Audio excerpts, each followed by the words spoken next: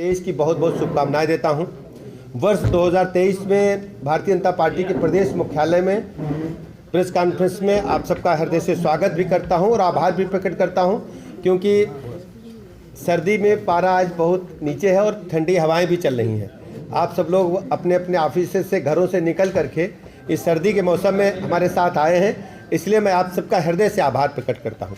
आवश्यक इसलिए था क्योंकि दिन भर ढेर सारे सवाल मीडिया कर्मी हमसे पूछ रहे थे, तो भारतीय जनता पार्टी में तय हुआ कि हम मीडिया में जाकर के प्रदेश के लोगों को सच्चाई बताएं कि किस ढंग से राहुल गांधी की जो यात्रा उत्तर प्रदेश में आज प्रवेश की, उस पर सवाल पूछे जा रहे थे। राहुल गांधी की यात्रा उत्तर प्रदेश में मैं कह सकता हूं कि छूते छूते निकल रही है। उत्तर प्रदेश में आने की उन्होंने उत्तर प्रदेश की जनता से दुराव होने के कारण, क्योंकि उत्तर प्रदेश को छोड़ करके वो लोकसभा के आम चुनाव में केरल चले गए थे, तो उन्होंने उत्तर प्रदेश की जनता को इस बार भी निराश किया है। वो उत्तर प्रदेश के किनारे किनारे निकल रहे हैं और वो कांग्रेस पार्टी और वो उनके नेता जो लगातार देश को तोड़ने की बात करते थे, देश को विध्वंसक शक्तियों के साथ हाथ मिलाने का काम करते थे, टुकड़े टुकड़े गैंग के साथ खड़े होने की बात करते थे, वो लोग भारत जोड़ो यात्रा का छद्म नाम देकर करके लोगों को गुमराह करने का प्रयास कर रहे हैं। उत्तर प्रदेश के आम जनता उन्होंने बुरी तरह नकार दिया है, इसलिए उन्होंने हिम्मत ही नहीं की उत्तर प्रदेश से निकलने की, इसलिए वो केवल टच करते हुए दूसरे राज्यों में जा रहे हैं। मैं उत्तर प्रदेश की आम जनता को बहुत बहुत अभिनंदन करता हूं, आभार प्रकट करता हूं कि उनकी सच्चाई को जिस ढंग से उत्तर प्रदेश की जनता ने समझा है, परखा है। कांग्रेस को पूरी, आप सब जानते हैं कि उत्तर प्रदेश राज्य में आने की उनकी हिम्मत नहीं पड़ी और इस यात्रा ने उत्तर प्रदेश में घुसते ही घुटने टेकने का काम किया। उत्तर प्रदेश राज्य की सीमा से निकल करके वो बाहर जा रहे हैं। केवल सांकेतिक यात्रा है ये। बाकी जगह यात्रा इन्होंने निकाली, केरल में गए, लेकिन उत्तर प्रदेश में केवल सांकेतिक यात्रा निकाल रहे हैं। इस यात्रा का कोई मतलब नहीं, कोई मकसद नहीं और कोई उद्देश्य नहीं है। आप जानते हैं कि जिस उत्तर प्रदेश राज्य को छोड़ करके गए थे, अमेठी के लोग आज भी दुखी हैं। वो जानते हैं कि अमेठी के लोगों ने कई बार इन्हें संसद भेजा। अगर अमेठी के लोग इनके नाम के आगे मोहर नहीं लगाते तो देश की बड़ी पंचायत संसद में पहुंच नहीं सकते थे। उनको ठुकरा करके गए हैं और लोकतंत्र में जिसने जनता को ठोकर मारी है, जनता उसे कभी माफ नहीं करेगी, यह हमारा इतिहास कहता है।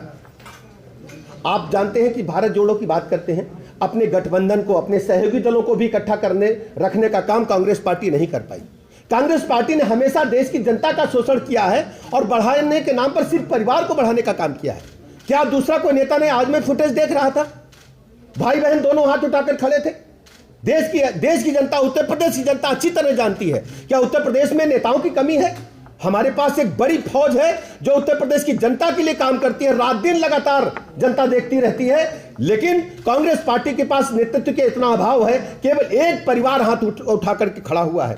जिस ढंग से मैं कह सकता हूं कि भारत जोड़ो यात्रा नहीं है, यह परिवार जोड़ो यात्रा है। परिवार को मजबूत करने के लिए, परिवार को स्टेब्लिश करने के लिए। वो अपने आप को बेरोजगार महसूस करते हैं। उन्होंने माना था कि वो बड़े घर में, राज परिवार में पैदा हुए हैं तो राजपाट चलता रहेगा, लेकिन लोकतंत्र में बाबा साहब भीमराव अंबेडकर ने जिस दिन संविधान लिख दिया था, कार्यक्रम G20 के उत्तर प्रदेश में होने जा रहे हैं। मैं आभार प्रकट करता हूं अपने नेता आदरणीय प्रधानमंत्री नरेंद्र मोदी जी का, जिनकी वजह से दुनिया के पैमाने पर भारत की साख बढ़ी है और साख बढ़ी ही नहीं है। हर स्थिति में आप देख रहे हैं कि भारत वो भारत नहीं रहा है जो कांग्रेस पार्टी ने शोषण करके कंगाल बना के छोड़ दिया था। भ्रष्टाचारी एक देश की छवि बनकर के रह गई थी। लगातार घोटाले पर घोटाले हो जा रहे थे।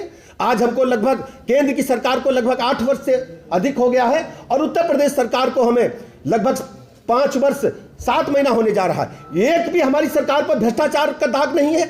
शुचिता के साथ आम जनता को साथ लेकर के, कार्यकर्ताओं को शुचिता का पाठ पिला करके, बूथ बूथ के कार्यकर्ताओं को साथ लेकर के उत्तर प्रदेश और हिंदुस्तान की जनता के साथ खड़े हैं।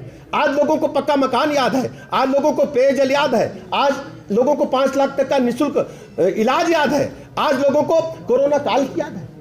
आज चाइना में क्या हो रहा है, कोरोना के कारण हाहाकार मचा हुआ है, लेकिन हिंदुस्तान के लोग, उत्तर प्रदेश के लोग, हम लोग बगैर मास्क के बैठे हुए हैं। ये देन है तो आदरणीय प्रधानमंत्री नरेंद्र मोदी जी के देन है।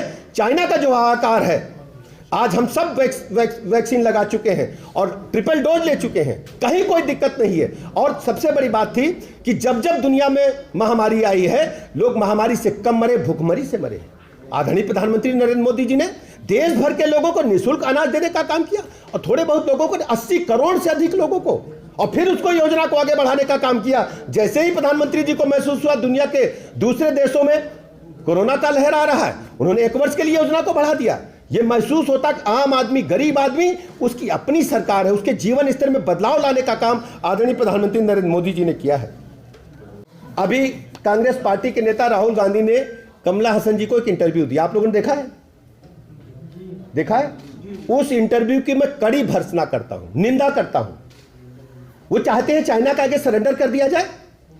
उनके शासन, कांग्रेस पार्टी के शासनकाल में जिस ढंग से चाइना का आगे सरेंडर करके भारत की भूभाग को देने का काम किया गया, अब भारतीय जनता पार्टी की सरकार में, आदरणीय प्रधानमंत्री नरेंद्र मोदी जी की सरकार में हम आंख में आंख डाल करके बात करेंगे। जो हमारी विरोधी ताकतें हैं, जो हमारे दुश्मन तत्व हैं, उनसे भारत की सेना पूरी ताकत के साथ लड़ रही है। राहुल गांधी का बयान पूरी तरह से सेना के मनोबल को गिराने वाला है। यह कांग्रेस पार्टी अपनी मंशा साफ कर रही है कि हर स्थिति में हम भारत को कमजोर करने का काम करेंगे, भारत की सेना का मनोबल गिराने का काम करेंगे। और उन्होंने यह भी कहा कि नारा दिया गया था 62 में, हिंदी चीनी भाई भाई। किस भाई की बात करते हैं? जो हमारे सैनिकों की तरफ, भारत की सीमा की तरफ तिरछी नजर डालेगा, भारत की सेना उसका मुंहतोड़ जवाब देगी। ये भाई भाई कह करके केवल हिंदुस्तानी सेना का और हिंदुस्तान के लोगों का मनोबल गिराने का काम राहुल गांधी और उनके नेता कर रहे हैं। बहुत ही दुखद है, इसकी हम भर्त्सना कर रहे हैं। ये भारत के लोगों का मनोबल गिराने की घटना है। आप सब जानते हैं कि कांग्रेस पार्टी को हजारों करोड़ रुपए विदेशी चंदा मिलता है। मुझे पूरा शक है कि चाइना की कंपनियों ने जरूर इन्हें चंदा दिया होगा, इसीलिए ये चाइना की तरफदारी करके भारतीय सेना का मनोबल गिराने का काम कर रहे हैं। हम आपसे जानना चाहते हैं, आप सब जानते हैं कि आदरणीय प्रधानमंत्री नरेंद्र मोदी जी के नेतृत्व में जिस ढंग से भारत की छवि, भारत की साख दुनिया के पैमाने पर बढ़ी है, भारत माता विश्व गुरु की ओर बढ़ रही है कि राजा अब रानी के पेट से पैदा नहीं होगा, वो बैलेट मशीन से पैदा होगा। और आम जनता 25 करोड़ लोग उत्तर प्रदेश के जिसे चाहेंगे वो उत्तर प्रदेश का नेतृत्व करेगा, वही उनका काम करने का काम करेगा। हम सब जानते हैं कि कांग्रेस पार्टी ने जिस ढंग से आपातकाल लगाया था, आज तक राहुल गांधी और उनकी टीम के लोग आपातकाल की भर्त्सना नहीं कर पाए हैं। उनकी हिम्मत नहीं है। वो जब जब उनके हाथ में सत्ता रहेगी, देश के नागरिक अधिकार, प्रदेश के नागरिक अधिकार हमेशा तोड़े जाएंगे। क्या वो माफी मांगना चाहेंगे? वो बताएं अपने भारत जोड़ो यात्रा के दौरान कि हमारे पूर्वजों ने, हमारे नीति नियंताओं ने, कांग्रेस पार्टी के जो नीति नियंता थे, जो सरकार चलाते थे, उन्होंने इमरजेंसी लगा करके गलती की थी। और लोगों का भरोसा भारतीय जनता पार्टी पर बढ़ा है। जितने भी 14 के बाद चुनाव हुए, हमारा वोट प्रतिशत बढ़ा है। दिन प्रतिदिन हमारे साथ लोगों का जुड़ाव बढ़ा है। आज मैं कह सकता हूं कि लोगों को पक्का मकान, निःशुल्क पेयजल, जल जीवन, कोई सोच सकता था कि गरीब आदमी के घर में भी नल से जल आएगा, टोटी से जल आएगा? हम लोग जब गांव में रहते थे तो बुआ के यहाँ जब जाते थे तो नल से, टोटी से जल आता था, तो मुझे लगता कि अचंभा है, खूब नहा ले, खूब पानी पी ले। आज ये गांव गरीब गुरबा जो आदमी सोचता नहीं था, इसी बुंदेलखंड में अपनी आंखों से देखा है। समाजवादी पार्टी के शासनकाल में ट्रेन से पानी आया था, आप लोग भूले नहीं होंगे। लेकिन मैं बधाई देना चाहता हूं अपने नेता आदरणीय प्रधानमंत्री नरेंद्र मोदी जी को, जिन्होंने जल जीवन मिशन लाकर के शुद्ध पेयजल एक एक नागरिक को देने का काम किया, एक एक नागरिक को पक्का मकान देने का काम किया। और महात्मा गांधी जी की सोच को आगे बढ़ाते हुए स्वच्छता मिशन को आगे बढ़, कौन सोच सकता था कि गरीब आदमी को शौचालय मिलेगा? अगर आप सोचो, हम सब हैं, दोपहर में अगर पेट खराब हो जाए माता बहन बहू बेटी बच्चे का, तो लोग शाम का इंतजार करते थे।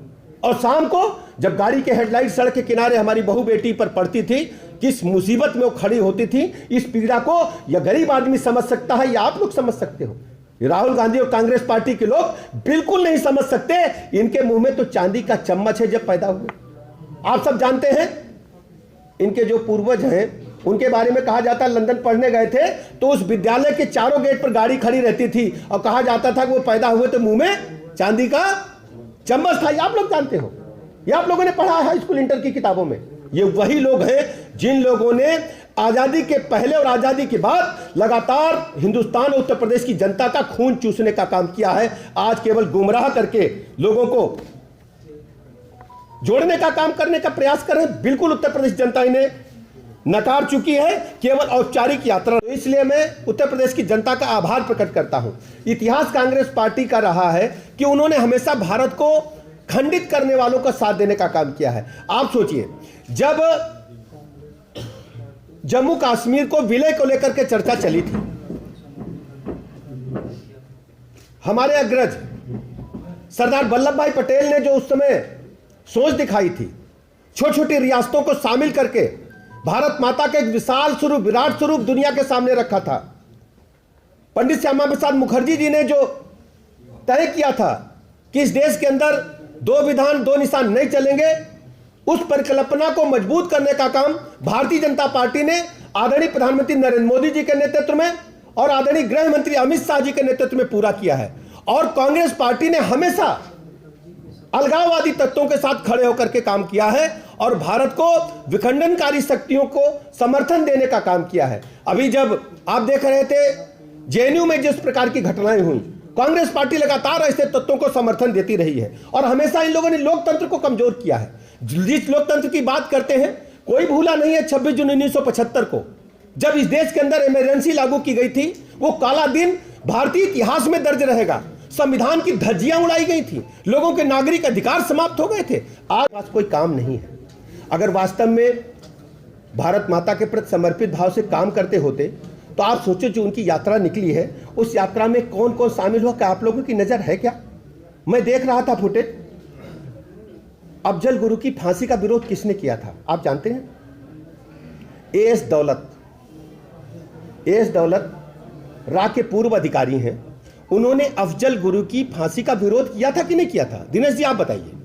आप पत्रकार मित्रों से पूछना, आपको सवाल पूछना चाहिए कि वो लोग जो हिंदुस्तान की एकता और अखंडता को, हिंदुस्तान को विखंडित करने के लिए और जो अटैक करते हैं भारत माता पर, उनके समर्थन में जो लोग हैं उनको यात्रा में आप साथ रखोगे? हिंदुस्तान की जनता आपसे पूछना चाहती है। और यह भी मैं बताना चाहता हूं, जिन लोगों ने हमारे डैम का विरोध किया, नर्मदा डैम का विरोध किया, वो आपकी यात्रा में शामिल हो रहे हैं। विकास को रोकने का आप काम कर रहे हो, डेवलपमेंट को रोकने का काम कर रहे हो। आज नर्मदा डैम बनने के बाद बड़ी संख्या में हजारों एकड़ लैंड सिंचित हुई है, लोगों को पीने का पानी मिल रहा है। आप दिखाना क्या चाहते हैं देश की जनता को, प्रदेश की जनता को जवाब क्या देना चाहते हैं? मैं कह सकता हूं दावे के साथ कांग्रेस पार्टी बुरी तरह से फेल साबित हो चुकी है। फ्लॉप तो साबित है ये जो भारत जोड़ो यात्रा है। राहुल गांधी और उनकी टीम पूरी तरह से फ्रस्ट्रेशन में है और वामपंथी पूरी दुनिया से खत्म होने जा रहे हैं, लेकिन अभी भी इनके दिमाग में घुसा हुआ है वामपंथ। मैं कह सकता हूं जिस ढंग से उनका पहनावा है, जो जिस ढंग से वो चाल चलन है, मैं कह सकता हूं कि वो भारत माता के प्रति कभी भी सौहार्द की भावना नहीं रख सकते। हम इन्हीं लफ्जों के साथ आप सबका